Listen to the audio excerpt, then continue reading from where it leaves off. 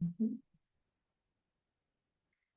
Bueno, muy buenas noches a todos. Bienvenidas y bienvenidos a nuestra actividad de semana Hackers, que con mucho cariño y dedicación con mis compañeras y mi persona hemos organizado junto a nuestras invitadas de lujo. El día de hoy tenemos en este webinar Blue Team for Beginners, una invitada muy especial para nosotras. En este caso sería Camila. Camila es egresada de la Escuela de Computación de la Universidad de Costa Rica y actualmente se desempeña como ingeniera en detención de amenazas. Y el día de hoy nos viene a presentar un poco sobre lo que es el Blue Team y su experiencia iniciando en el mundo de ciberseguridad. Bienvenida, Camila. Hola, muchísimas gracias. Estoy súper agradecida con las chicas de Hackerverse por recibirme. Es una experiencia súper emocionante y estoy muy feliz de estar acá con ustedes. Entonces voy a comenzar compartiéndoles la presentación. A ver, y pongámoslo aquí. Presenta. ¿Se ve bien? Sí. Sí, se ve muy bien. Ok, perfecto. Listo. Entonces vamos a dar por iniciada esta presentación. Em, Bueno, un poquito sobre mí, ya como Nora lo mencionó, soy egresada de la Universidad de Costa Rica. Estudié un bachiller en Ingeniería en Tecnologías de la Información y esto es porque en AEXI tenemos como el bachillerato en la Escuela de Computación de la Universidad de Costa Rica, el bachillerato en computación, que es como un tronco común y luego cada uno elige su respectivo énfasis, que puede ser este que yo elegí de TI o también puede ser ciencias de la computación, ingeniería de software. Y para esto hacen una serie de charlas, digamos, como para ver qué área de la computación nos interesa. Y en mi caso hubo una chica que también era egresada que en su momento hizo una charla hablando de cyber. Y a mí me encantó, me llamó mucho la atención y me dejó como esa espinita. Y cuando ya iba saliendo de la U, una amiga me dijo como tenemos que hacer una pasantía, yo creo que es la mejor idea ahora que estamos terminando la universidad.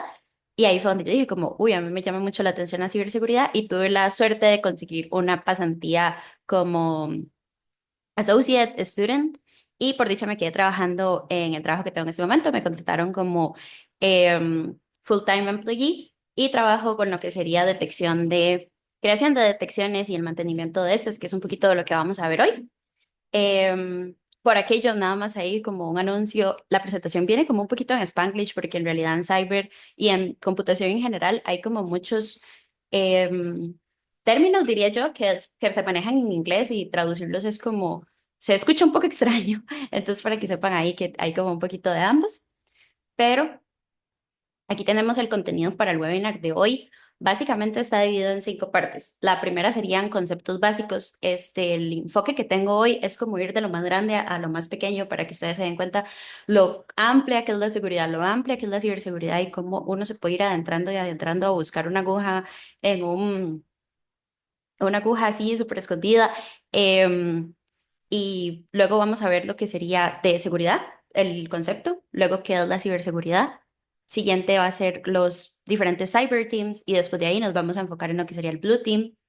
Ya enfocados en el blue team, que sería la parte 3 los tipos de tareas, algunos tipos de puestos, mi experiencia trabajando como blue teamer, algunos tips para iniciar ya esto un poco tirando hacia blue team, en ciberseguridad en general, tips para iniciar, tipos de herramientas y algunas certificaciones. Y por último, dudas o comentarios finales. Entonces, en primer lugar, acá lo que tenemos es al lado izquierdo un diagrama que me hicieron a mí cuando estaba en segundo grado para explicarme los conceptos de país, que dentro de un país hay provincias, dentro de las provincias hay cantones y dentro tenemos un distrito, que es una manera de ver cómo hay, como las muñecas rusas, como hay algo muy grande y cada vez lo mismo se va haciendo más chiquitito. Esta misma manera es la que a mí me gusta ver, digamos, la parte de seguridad. Entonces, tenemos seguridad, que es un término muy amplio que cubre muchas cosas, a una parte de la seguridad, un tipo, es la ciberseguridad, y dentro de ciberseguridad tenemos lo que son los diferentes teams, y un ejemplo de un blue teamer es un analista del SOC. Entonces, para que vean a cómo nos podemos ir de lo más grande a lo más específico, y así es como vamos a manejar un poquito la charla del día de hoy. Entonces, en primer lugar, ¿qué es la seguridad? Acá quiero que veamos la definición que me dieron a mí cuando llevé el curso de seguridad en la universidad, que dice que la seguridad es un proceso continuo de mantener un nivel aceptable de riesgo percibido. ¿Qué es lo que esto quiere decir? En primer lugar, vamos despedazar un poquito esa oración por partes. Proceso continuo. ¿Por qué decimos que es un proceso continuo? Es un proceso continuo porque no va a haber un punto en el que uno diga, ya estoy seguro. Tipo, ya creé todos los métodos, ya todo, no me va a pasar nada, 100% seguridad. Eso es imposible. Siempre van a haber nuevas maneras, siempre van a haber nuevos threat actors, siempre va a haber una manera en la que alguien quiera hacer algo malicioso y hay que seguir implementando, manteniendo, que ahí dice también el de mantener un nivel aceptable. ¿Qué se refiere con un nivel aceptable? Pues en teoría las diferentes organizaciones, y por organización no me refiero como a una compañía, sino también puede ser como un gobierno de un país, una organización sin fines de lucro, una universidad, una empresa. Deben tener como claro lo que son sus activos, sus cosas más importantes que ellos necesitan mantener, ya sea información, ya sea cosas físicas. Entonces saben que tiene que haber un nivel aceptable, digamos, de lo que se puede o no perder y del riesgo percibido. El riesgo también existen fórmulas, se calculan de diferentes maneras. Este, mm, y por seguridad, no quiero que solo piensen en el hecho de la ciberseguridad, porque existen muchos tipos. Está la seguridad física, está la seguridad de la información, está la ciberseguridad. Y en seguridad se puede pensar como antes las casas, por ejemplo, solo tenían como la puerta. Luego la gente empezó a implementar portones para estar más seguros. Luego empezaron a implementar, ahora mucha gente utiliza cámaras de seguridad en su casa y así sucesivamente. O sea, se puede ver también de ese lado. Siguiente, tenemos lo que sería que es la ciberseguridad, entrándonos entonces ahora en un tipo de seguridad. La ciberseguridad es el arte de proteger redes, dispositivos y datos de accesos no autorizados o usos delictivos, y la práctica de garantizar la confidencialidad, integridad y disponibilidad de la información. Entonces, como pueden ver, acá ya lo reducimos un poco a redes, dispositivos y datos que no queremos que sean accesados por personas que no deberían o hacer uso delictivo de estos. Y después, esta parte es muy importante de la práctica de garantizar la confidencialidad, integridad y disponibilidad de la información. ¿Qué es lo que esto quiere decir y por qué estas tres palabras son demasiado importantes? En cyber existe la triada de SID o en inglés también es como CIA. Entonces, esto es un término súper importante. Básicamente, las personas que trabajan en ciberseguridad o en seguridad casi que empiezan y se lo tienen que tatuar porque son palabras muy importantes que tenemos y es, son conceptos muy claros que tenemos que tener. Entonces, es básicamente siempre se representa como un triángulo. En este caso, yo puse una sandía. La sandía no significa nada, solo fue como una manera de acomodarlo bonito y tal vez de que se les quede como, ah, ok, la sandía. Entonces, cada uno de estos funciona diferente. Es un protocolo a la hora de diseñar o proteger sistemas de cosas que sabemos que tenemos que cubrir y de hacerlo lo más sencillo. Entonces, supongamos que tenemos una empresa de zapatos, una fábrica de zapatos. Integridad. Yo lo que quiero es que mis datos se mantengan así como son, íntegros, que no se dividan en partes, que no se pierda la información. Por ejemplo, que nosotros tenemos los números de teléfono de nuestros clientes más importantes y en Costa Rica se utilizan números de 8 dígitos para llamar y que se pierdan los últimos cuatro. O sea, ya perderíamos toda la comunicación con los clientes por el lado telefónico. Entonces se necesita que esto se mantenga íntegro. Después está la confidencialidad. Los datos que yo necesite tienen que permanecer seguros y privados. Hay información que se considera que es de tipo pública, hay como información que se considera de tipo privado. Esto puede depender también de dónde se esté guardando, de estas cosas. Un ejemplo acá puede ser como que en mi fábrica de zapatos, para mí, los salarios de mis empleados es un dato privado o las ganancias de mi empresa. Entonces nosotros tenemos que buscar maneras en las que esos datos puedan permanecer así y que no ser accesados por personas que no lo necesiten. ¿Cómo se logra esto? Con diferentes permisos. Siempre se ve lo que sea como las personas tienen que tener el menor nivel de permisos posibles. Por ejemplo, una persona de marketing no debería estar viendo el salario de todos. Eso debería ser un dato que vea tal vez el de planillas, que se encarga de pagar. Y por último está la disponibilidad. Se necesita que los datos estén ahí disponibles y como son a la hora en lo que sea posible. Entonces, también eso es como, por ejemplo, ocurrió una catástrofe en mi fábrica, yo soy la que maneja mis propios servidores y ocurrió una inundación. Entonces perdimos todos los datos y no teníamos un backup. Significa que mis datos ya no van a estar disponibles y perderíamos toda esa información. Entonces, maneras de proteger esto, con creación de respaldos, tener backup, tener cosas en la nube. Es solo uno de diferentes ejemplos, pero este siempre van a ser los tres puntos principales, los tres pilares a la hora de hablar de cyber y de la seguridad de los datos. Ahora, adentrémonos un poco en los que son los cyber teams y por qué se dividen teams. Básicamente en ciberseguridad hay muchísimos como enfoques, equipos, trabajos, y esta es como una manera en la que se puede dividir cierta cantidad de tareas. Yo diría, en mi opinión, que estos son como los tres más importantes y van en el orden en el que más se escucha, diría yo. Entonces, en primer lugar tenemos el Red Team. El Red Team es seguridad. Básicamente la palabra más importante es ofensiva. Ellos se encargan de pretender que son threat actors, de que son entes maliciosos y preparar al negocio para protegerse de algo. Entonces ellos pueden simular ataques, también acá entra un poco de lo que sería pentesters, pueden identificar vulnerabilidades y hacer informes al respecto y así preparar a la compañía y evitar, digamos, de que un ente malicioso realmente con este objetivo genere un daño y si no, evitarlo. Ellos se encargan básicamente de buscar una manera de entrar y de ver qué pueden hacer y después preparar un informe o lo que sea, porque eso ya se sale de su scope de encontrar estas vulnerabilidades y que otras personas, en este caso sería el Blue Team, se encarguen de mejorar esa detección. Entonces, el Blue Team es completamente lo opuesto de seguridad defensiva. Entonces, ofensiva, defensiva. Defensiva porque son los encargados de proteger los activos de las empresas, de proteger toda la información sensible, monitorear, ver alertas, buscar maneras en las que se pueda seguir protegiendo, creación de detecciones y prevención, básicamente prevención y también manejo de incidentes. Después tenemos lo que sería Purple Team, que Purple es, como pueden ver, digamos, está el rojo y el azul, que son colores primarios, y la combinación de estos se crea el Purple Team. Es exactamente el mismo concepto, pero en trabajo. Entonces, es combinar al Red Team con el Blue Team y crear engagements en los que se pueda mejorar la seguridad de la compañía, que ese siempre va a ser como el objetivo o de la organización.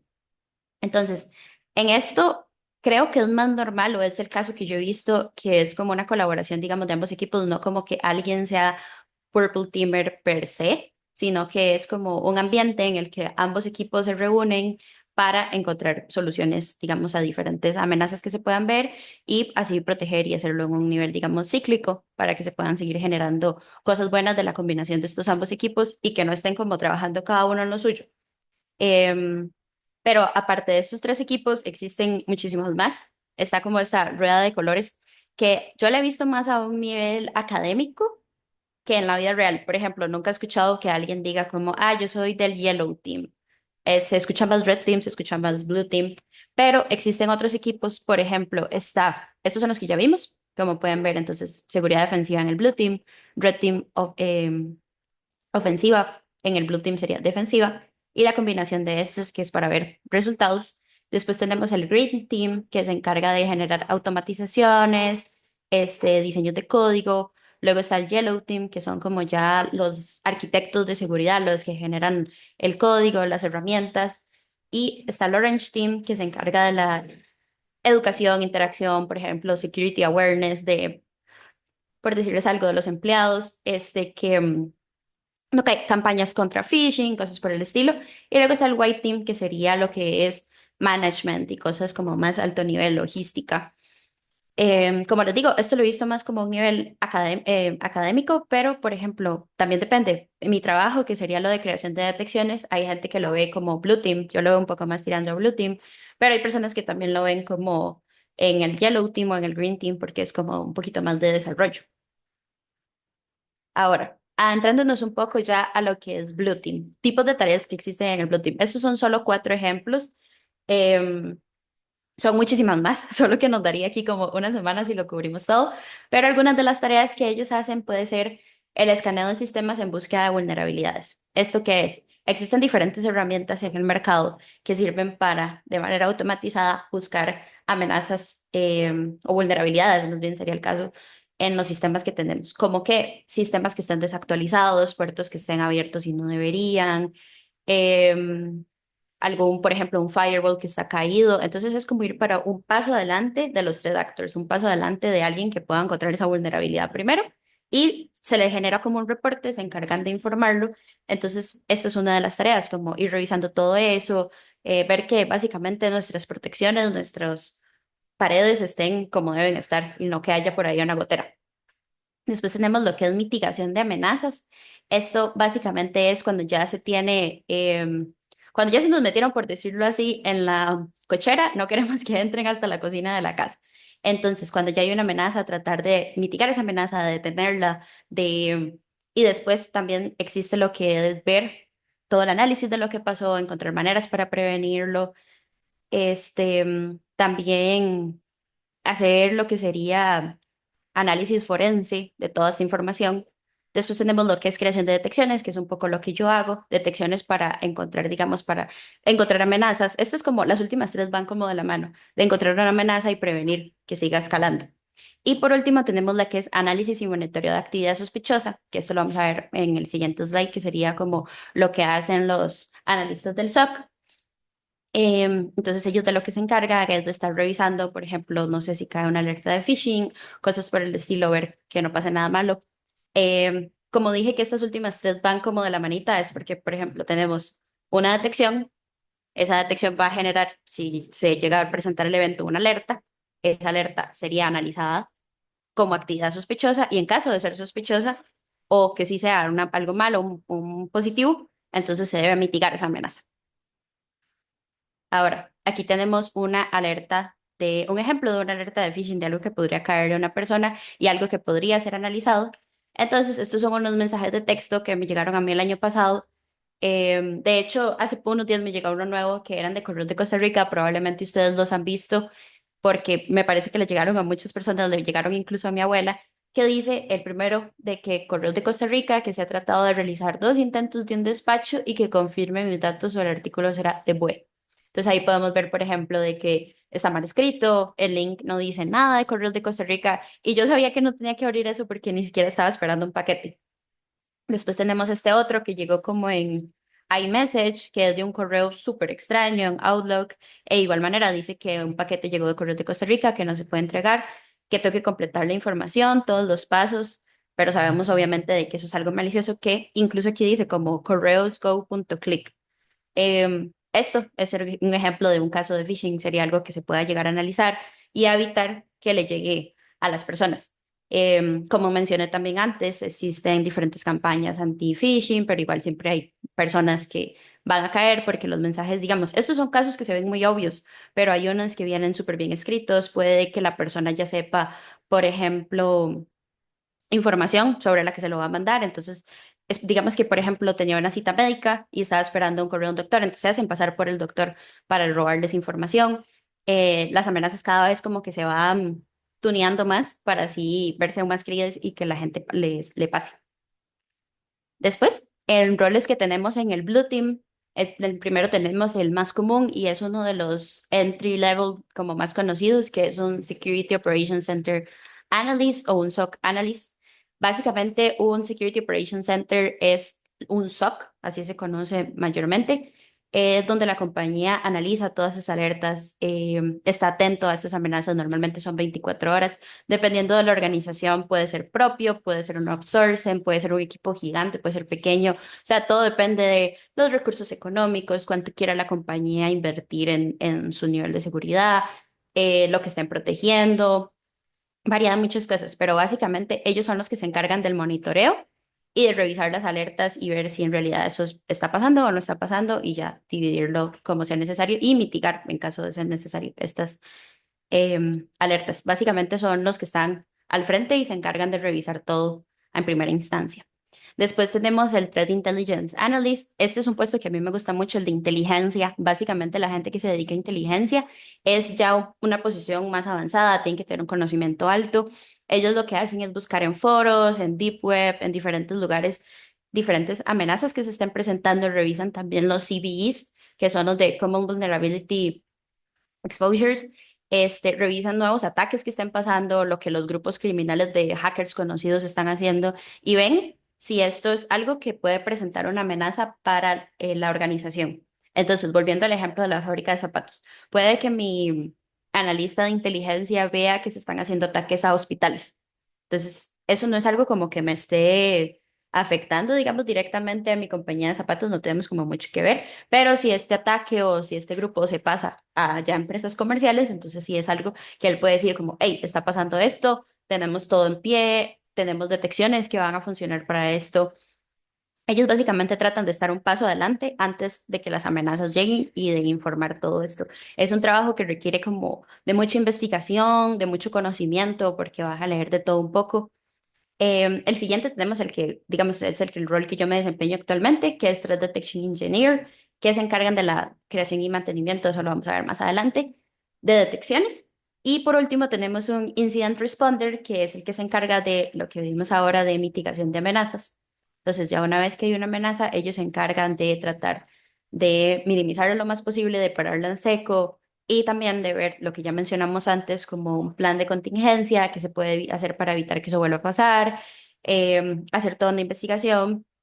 He visto también que mucha gente después de ser SOC Analyst pasa a ser Incident Responder porque ya están acostumbrados como a ver ese tipo de actividad y es un puesto, diría yo, como intermedio, podría decirse.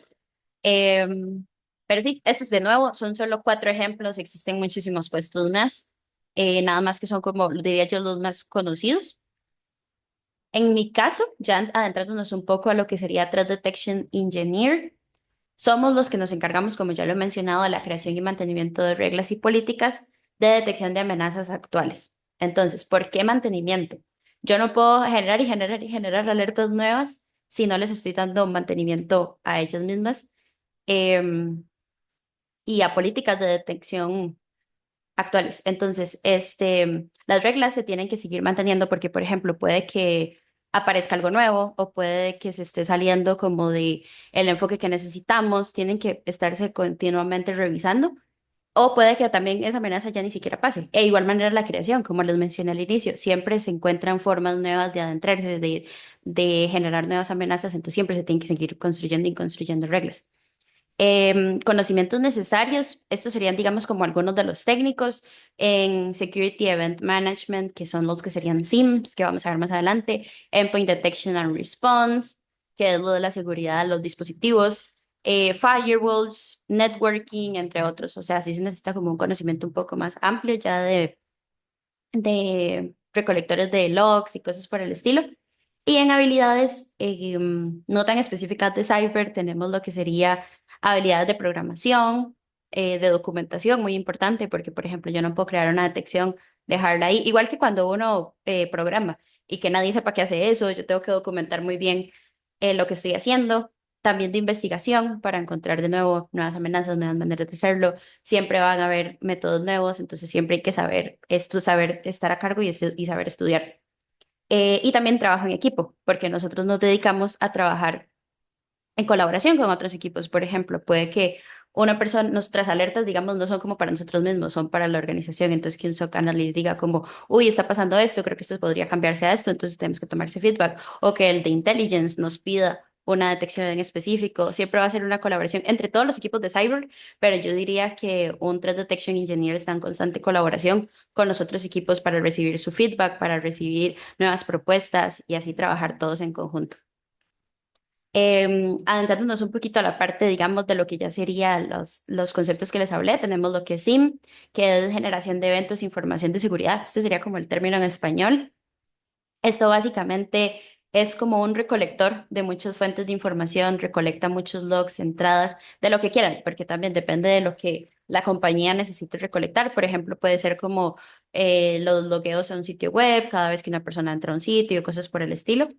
Entonces se puede recopilar esta información, se puede crear correlación entre esta información, por ejemplo, la correlación entre la persona que entra al sitio con algún otro tipo de tabla para crear alertas, que esto también es una de las formas en las que se usan, y también se pueden crear dashboards como para visualizar y mantener todo ahí, ver cómo se están comportando diferentes em, objetivos específicos diferentes, por ejemplo, reglas que tengamos en pie y ver si hay, por ejemplo, un pico ahí muy significativo, decir como suave, ¿qué está pasando ahí? Porque esto está tan elevado.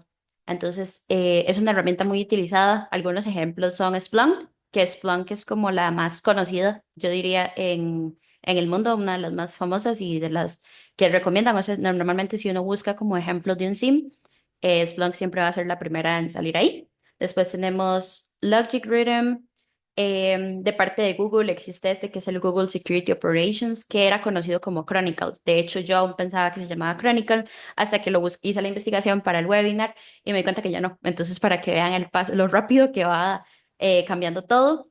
Y por parte de Microsoft tenemos Microsoft Sentinel. Existen muchísimos más, también hay de los que son de em, libre uso, por ejemplo, de que son open source, existen ya los privados, hay carísimos, hay muy baratos, todo va a depender también de la compañía o de la organización.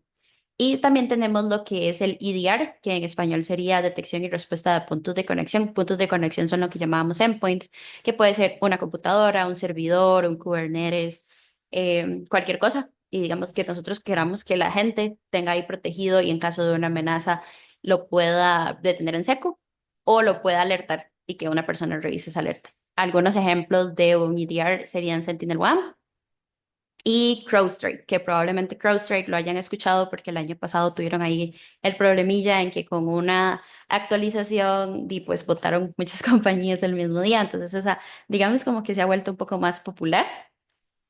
Ejemplo de síntesis de una detección, aquí les traigo lo que son dos ejemplos. En primer lugar tenemos una de SIEM y luego una de EDR. Son muy básicas, las hice hasta con ChatGPT. Pero nada más como para que se den una idea más o menos de cómo una detección se puede ver. Entonces, esta es la de SIM, funciona muy parecido a lo que sería como SQL. Entonces aquí le decimos como con el index de lo que serían security logs y agárrenlo de Windows Authentication. Entonces, cuando la acción falle en un tiempo de 3 minutos y empiece a agrupar o a contar por IP, usuario y tiempo y avíseme cuando la cuenta sea igual o mayor a 100. Entonces, ¿esto qué está haciendo? Está contando cada vez en un rango de 3 minutos que se están teniendo logueos fallidos. ¿Esto para qué nos puede funcionar? No es normal que una persona, digamos así como a mano, entre más de 100 veces su usuario y su contraseña y que falle. Entonces puede ser un ataque de fuerza bruta que están tratando de tener con nuestra compañía. Entonces ahí es donde ya se genera un evento y es como, hey, alguien está aquí haciendo algo raro. Y es donde ya un analista del software va a revisar eso y va a ver si es una actividad sospechosa o si es algo que debería estar pasando, que también es válido. Por ejemplo, no en este caso, pero digamos, ahí hay veces en las que algo se puede ver sospechoso, pero es un evento que está pasando en la compañía y de la que hay una justificación. O puede haber sido como que la alerta se disparó sin querer. Hay muchos escenarios diferentes. Pero sí, esto es más o menos cómo se ve, digamos, algo para detectar lo que sería fuerza bruta. Y el ejemplo de EDR sería más o menos de cómo se ve la sintaxis, que sería un evento con categoría de proceso, un proceso, y que el process parent sea el cbd.exe, que es como cuando uno abre la consola y quiere editar algo, entonces ahí se genera. Aquí se pueden seguir agregando condiciones como que sea tal usuario, que incluya tal cosa, que sea tal comando en específico o que no sea tal otra, todo con lógica booleana de lo que sería AND, OR y así sucesivamente. Pero sí, son eventos básicos nada más para que se den una idea de cómo las detecciones funcionan. Hay grandes, hay pequeñitas, hay de todo. Ahora, adentrándonos ya a la parte 4 de lo que serían tips, tips para iniciar en el Blue Team.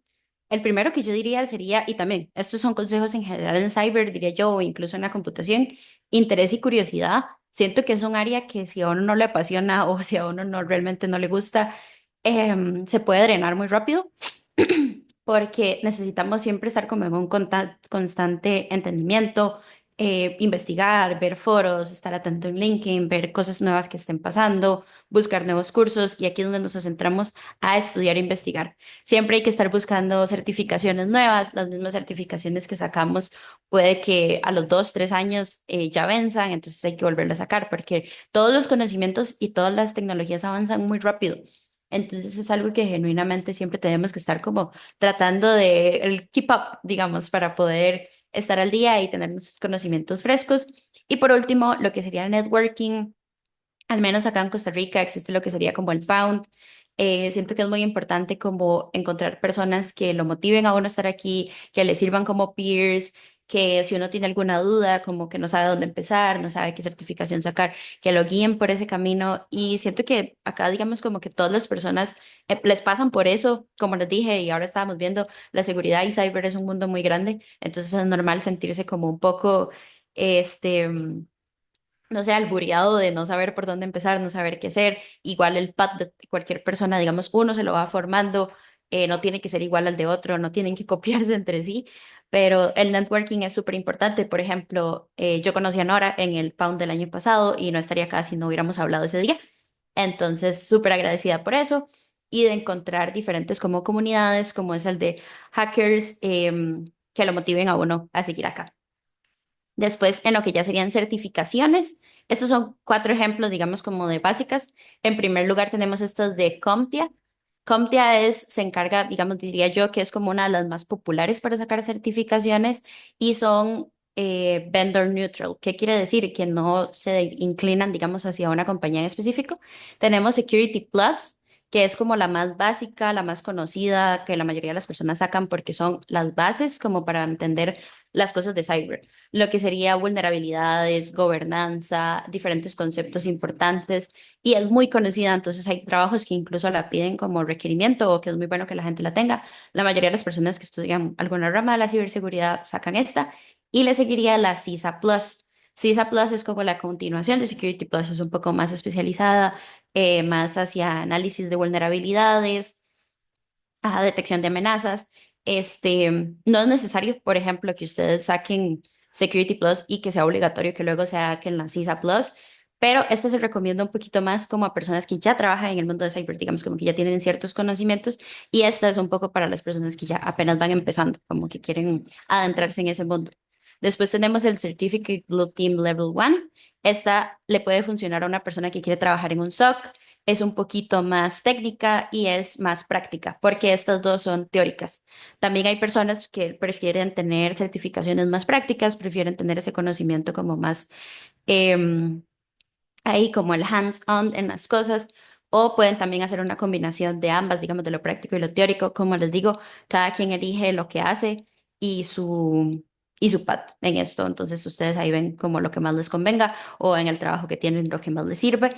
Y un ejemplo de una que sí es una certificación de un vendor es como esta de Splunk, que es de Security Defense Analyst. Entonces, esta es una certificación que podemos ver se inclina más hacia Splunk, entonces obviamente les enseñarían cosas de la compañía de ellos que puede funcionar porque, por ejemplo, como les dije, Splunk es una compañía muy grande en el mercado, o que en el lugar en el que están trabajando actualmente lo utilicen o quieren trabajar para la misma compañía. Entonces, también existen las que los mismos vendors ofrecen.